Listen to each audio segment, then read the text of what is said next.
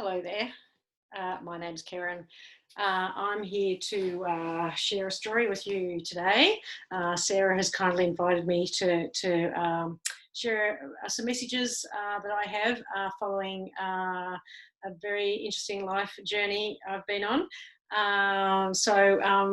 Thank you for letting me into your lounge rooms or wherever you are. Some of you may recognise me. I work at Monash Aquatic Centre as a spin instructor. And I also take core classes there. But you also may have seen me in the outdoor pool at Monash or at Oakley, where I do a fair bit of training. You'll know me because you see someone swimming along with one arm. That is me. As I said, Sarah invited me to share a story, of my life, the last few years since becoming an amputee.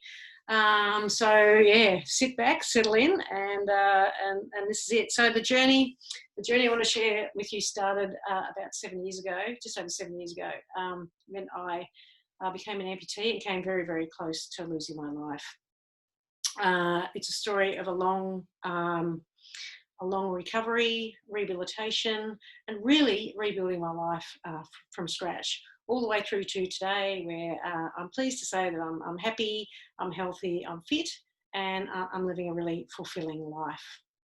But before I take you on that journey, I just want to cast you back one step further and tell you a little bit about what my life was like prior to becoming an amputee. So this is prior to 2013. So I worked full-time as a patient transport officer.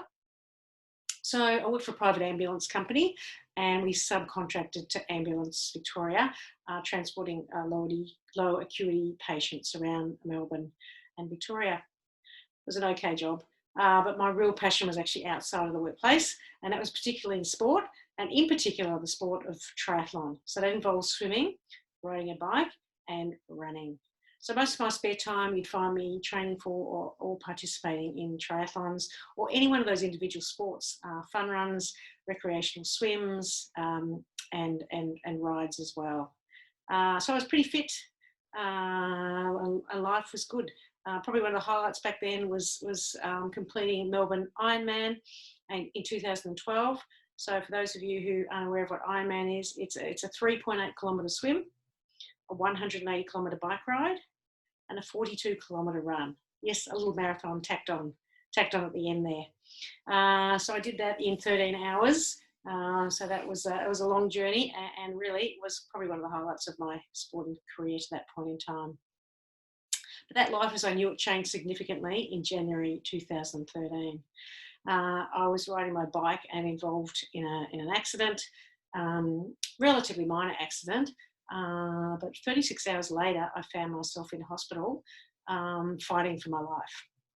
I'd picked up a bacteria through a wound in my elbow. There's a bacteria called Necrotizing Fasciitis, which is also known as flesh-eating disease.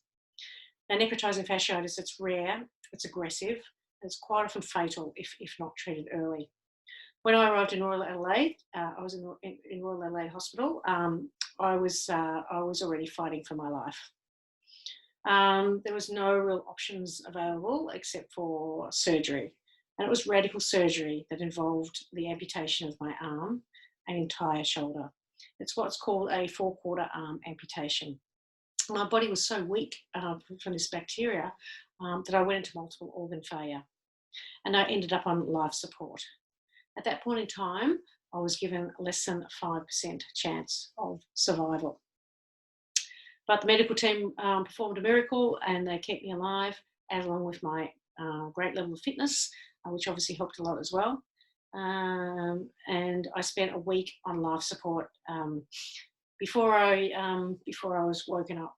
From there, I spent 3 weeks in intensive care, 3 months in hospital, and I had 11 surgeries all up before I was finally well enough to get back home.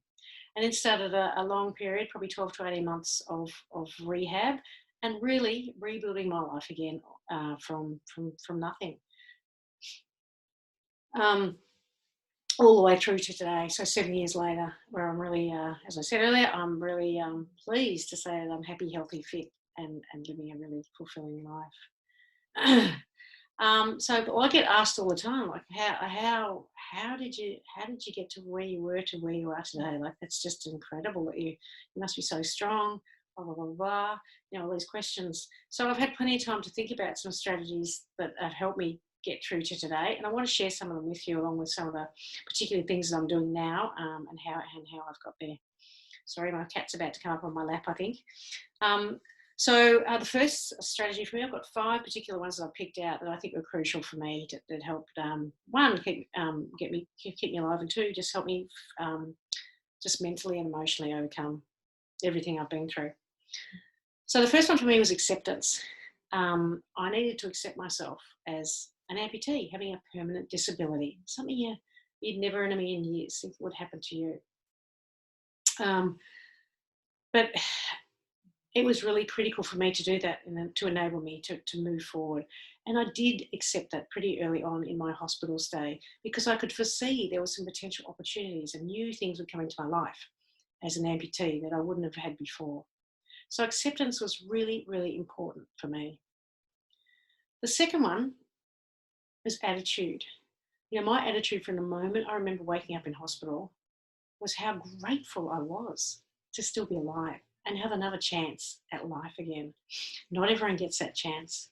So I had it in my head that I'm going to make damn sure I make the most of every opportunity that comes my way with this new life that I'm leading. So attitude was really important for me as well, and still is today. The next one for me was goal setting. I remember being in hospital where I was I'd been lying down for weeks, and my first goal was to sit up in my bed, and then to stand up, and then to take just one step. You know what? Every time I ticked off those goals, I'd create a new one. So it gave me things to work towards.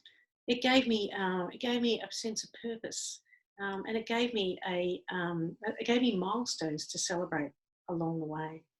Of course, those mini goals became much major goals as I proceeded through the journey of recovery and rehab, especially rebuilding, because ultimately I would go on and achieve some incredible goals, which I'll talk about in a minute. And then my next one, my fourth one, I'm up to number 4, here I am, support networks. So I'm very fortunate and very grateful, so grateful that I have the most amazing people around me to support me. They were there in my time of need 24/7 when really I had no control over any aspect of my life in hospital. They've been there to help me reach my goals and to celebrate those milestones with me. And I know I've got them beside me as part of this journey for as long as it takes. I just feel very, very lucky and grateful that I have all those wonderful people around me, because I know there's no way I would have survived and done as well as I have if it wasn't for any one of those individuals. And my last strategy, which is really important, is passion. I've surrounded myself with things that I'm passionate about. With this new opportunity at life, I decided whatever I was going to put my energy and time into, it needed to be something I was passionate about. So that's what I've done. And that's how I've created my life, the life that I have today. So I've got my own business now. I work as a personal trainer. I run my own PT business, which I absolutely love. I get to hang out with these amazing clients and help them achieve their goals. It's so rewarding and it's just so much fun. So I love doing that. I also have a charity which I'm founding director of called Start Foundation. And what we do is we empower amputees in life through sport. So we give out grants, financial grants to amputees so they can achieve their sporting dreams. And that can be in the form of a new prosthetic limb or some sort of sports equipment modification, just so they can go and participate in sport and, reap the benefits like I've been able to throughout my sporting career. And then there is my sporting career. So it took me 2 years, but I eventually returned to triathlon and started competing as a para-triathlete. And talk about opportunity, I've had the most incredible opportunities from competing as a para-triathlete. I fortunately did well enough in my first couple of races to be part of the Australian elite para-triathlon team. I've been to 3 world championships. I've competed all over Australia and around the world. I've come away with a silver medal at World Championships, second in the world. I come away with a bronze medal at a World Championships, third in the world. And I've come away with a fourth in the World Championships, so fourth in the world. Pretty remarkable. But one of my biggest achievements and biggest goals I set myself a few years ago was to see if I could do another Ironman with one arm. Crazy, but true. So I did. Back in 2018, I went over to WA and I competed in Ironman Western Australia. So just to remind you, that's a 3.8 kilometre swim with one arm.